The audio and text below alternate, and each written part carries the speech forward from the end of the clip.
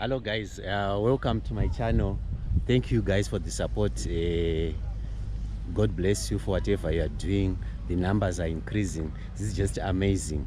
Anyway, ndinoda ngoramba ndichitenda musiki each and every day randinosangana nemi nekuti ari kutipa upenyu. Ndiye Mwari mupi nemuitiri wazvose. Ndiye Mwari futi anoita kuti akandipa mimi mashamwari angu anondifarira anditika right nhasi. Ndati ndimboona umwe munhu pane munhu anoda kuti musangane naye. Vanhu vari kubvunza ne production iri kubuda yakanzi Gringo is back. Ndine mibvunzo yakawanda iri kubvunzwa nevanhu, saka regai nditi aizo komudhara. Mudhara ndepiwo ndikuya udheni kwako wanga kuti ndichakushayiwa kayo. Zviri kudi mudhara wangu? Ndingodi vanhu vanongouya vasingazikanwi. Imimi kana makuya ndoziva maproblems. Panapo wakambouya uchiti mari mudhara imda. Usadaro. Kwaita sei kwawabva? Aiwa bo. Right, ndinaye, you all know him as Chatibutawo. Implate munomuziva achinzi Godobori. Ka statement yenyika inetsa ndekapi chimboti pai 1 kashika maimozoti papa. Ade kalodzi hi. Kune munhu here uko vhura idhondo ndoda kuenda ku. Aiwa zvizotauriki zvimwe zvacho kwakutokupega zvi. Maona ka right. Vakuru vagara muindustry ava. Sekuziva kwenyu pane wakapedzera kuna last production yakaitwa ne the late great Lazarus Bora. Chatibutawo was also part of it, and is one person ari kushanda zvakanyanya ku mentorship kuna Taurai Bora, uyo akutora role yababa wake as Gringo for forthcoming series iri kubuda manje.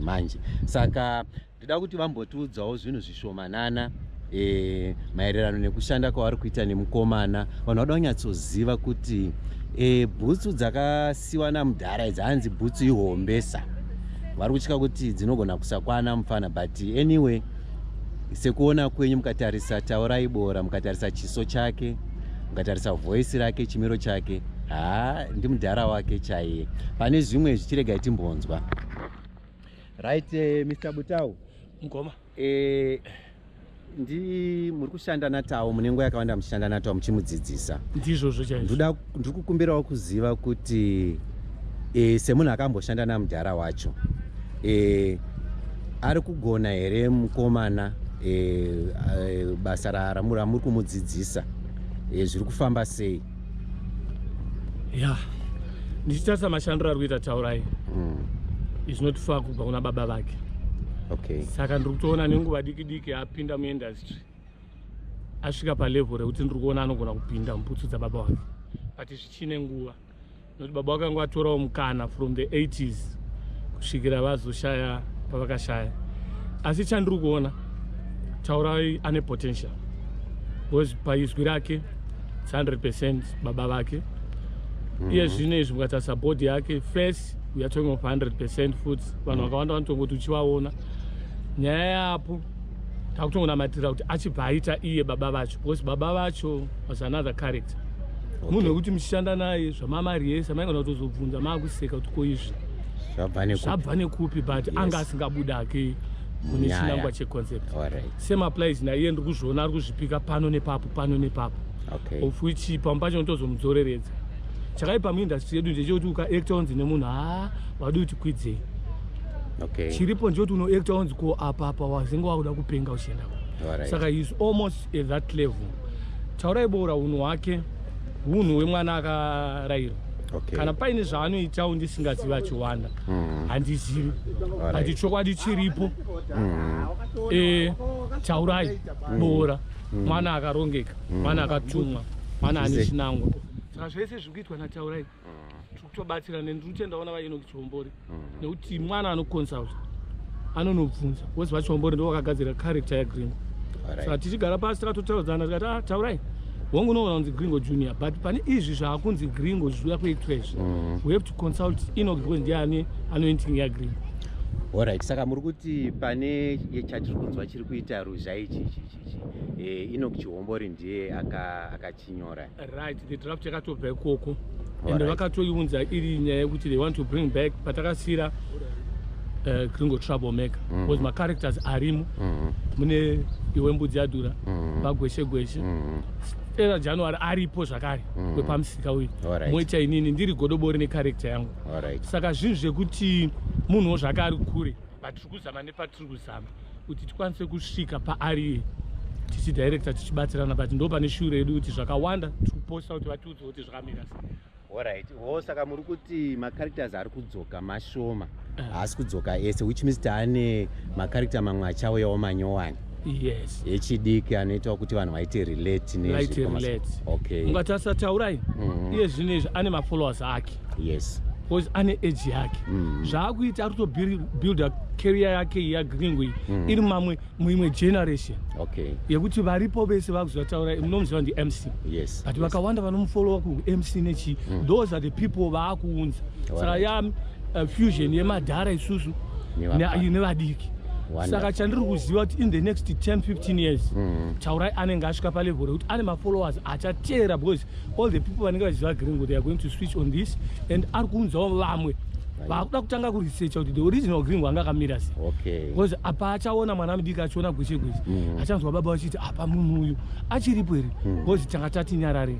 Saka chandiri kunyanyofarira nyaya yekudzoka kwana gweshe tichiripo manew characters tinawo ari kugurumwawo nataurai nevamwewo vatakatora varimo muchavaona vari mufilm. Hatisi kuti tingodai chete because isu taakukura, character yangu ine yakuenda pausekuru, achasara pandiri achaita se anenge achinetseka kuti atsvage zvandakaita paGringo. Alright, then imwe nyaya ndoda kubvunza, besides kushanda kwamunoita naGringo munewo here page yenyu YouTube nechi chimwe chamunoita in terms of nyaya dzacho dzeart idzo semunhu agarawo musystem? Right, musystem page yangu inonzi Chatibutawo paFacebook. Okay. PaYouTube it's Chatibutawo 1932. Okay. Okay. Makazvarwa 1932 here naye Godobori? Okay, miranya Chati Comedy 1932. Handina kuzvarwa meno zvayakangoita zvokuti ndiri kutorwisana. Hanti iwe unozviita wemakombiyuta, ndoda kuti uichinje kunyatsoisa rimwe zita. Zvinogona kuzviita here naye. Computer yezvigero zveheji here naye. Saka ndazviziva kuti hausi kufambira chinhu chimwe chete sadireva kuhamba. Right, guys, mangozvinzwirawo vakuru vachitaura. Right, ndine chimwe chandinodawo kubvunza zvangu chandamboti budei kunyaya iyi. Saka nyaya tinoona kuti munombopuwa mazita akawanda. Ndinoziva rekuti Godobori, ndinokuti futi Chatibutawo, then pane wandakanzwa kuti Go Post, vamwe vakuti Gepi.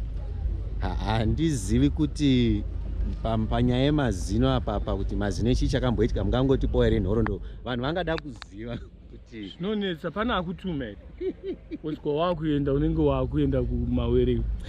Oraiti pamazino handi kunyepera, handina kumbobvira ndamera, atongoberekwa ndakadai kusvika ndikure kudai, haana kutombobuda mazino evanhu. Kana angoti rege ndichashandisa. Disability is not inability. Saka munogona kudya nyama here pakadaripa?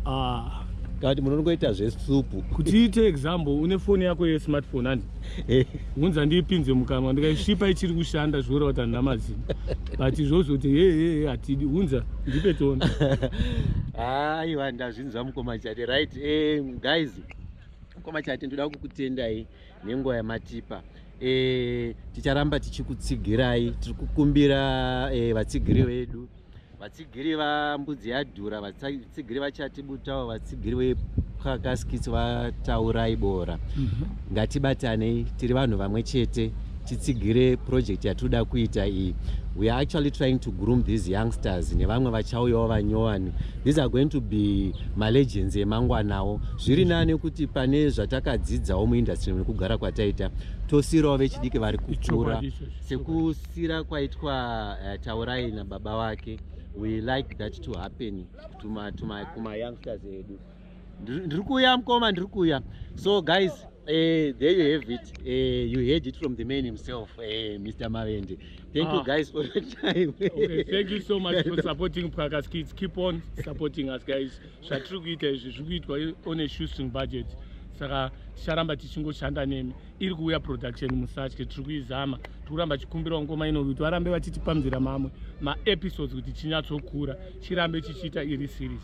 Saka expect fireworks. Vanenge varipo, zvichatoita nyonga. Tinoda kukonzeresa. Thank you. Right, chimwe chandakanganwa ka, this is yavanoti independent production. Mari dziri kushanda kuita production idzi mari dziri kubva muhomwe dzaana Gringo, Chati nesusu nevamwe vari kutibatsirawo. So those who feel to feel kuti they want to assist, you are welcome. You can contact Chati Butao, you can contact Taurai Bora, you can contact me, you can contact Darling Media. Tobatsirana toona kuti zvinoita sei. In case of kind, mumwe munhu anogona kutipawo location kuti hai mushutire kwakati, mumwe anogona ndokupaiwo chikafu muchishuta basa renyu, mumwe anogona ndokupaiwo transport, mumwe anogona ndokupaiwo mari, mumwe anogona ndokupaiwo ma-t-shirts ekuti pamunenge muchienda munge makashongedzeka. We welcome all those things. Guys, thank you so much for your time. Wangoti Darling Media havana kuziva, ndo vanhu vari kubata basa racho rekushuta ende vari kuita vachitibatsira the Darling Media. Samoona nguva vari vamwe kuti vada kushutirwa ndeve media vanoita zvemichato nechichi, vari kusapota paka nerwoko runoda. Saka taura hako zvakada kutaura ndine dzungu kai. Hanzi dzungu rakawanza. Anyway guys, thank you so much for your time. Don't forget to subscribe to Pwaka Skits, Chati Comedy 1930. Akazvarwa 1930 murume akura. Ndichinja mai manje ndauda kuti iti Godobori. Mbudzi yadhura as well. Pa YouTube nepa Facebook ipapo. Thank you guys for your time. God bless you. Take care of your loved ones. Thank you so much.